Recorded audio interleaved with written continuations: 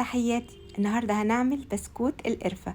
بسكوت جميل جدا، هو عبارة عن ربع كوباية من الزبدة وربع كوباية من الزيت ومعلقة كبيرة من القرفة، ممكن تزيد او تقل حسب رغبتك، ومعلقة كبيرة من العسل الاسود وشوية ملح صغيرين ونص كوباية سكر باودر.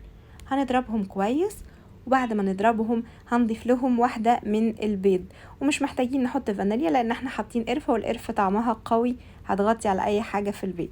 والدقيق هنضيفه هو عبارة عن كوباية و3/4 كوباية دقيق من الأكواب المعيارية.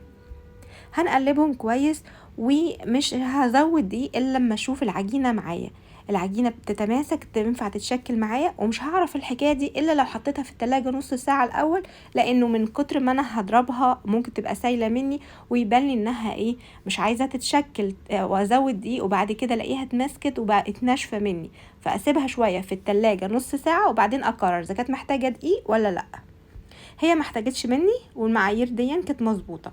هاخدها وهفردها كده على ورق زبده عشان تبقى بسمك البسكوتات اللي بتتباع في السوق، سمك مش رفيع قوي عشان ما تتحرقش، وطبعا مش سميكه عشان ما تبقاش نيه من جوه وتبقى مقرمشه. هشكلها اي قطعه عندك، اي شكل عندك. انا عملتها على شجر الارز ده، وبعد كده هدخلها فرن حرارته 170 رف اوسط، واتمنى ان الوصفه تعجبكم.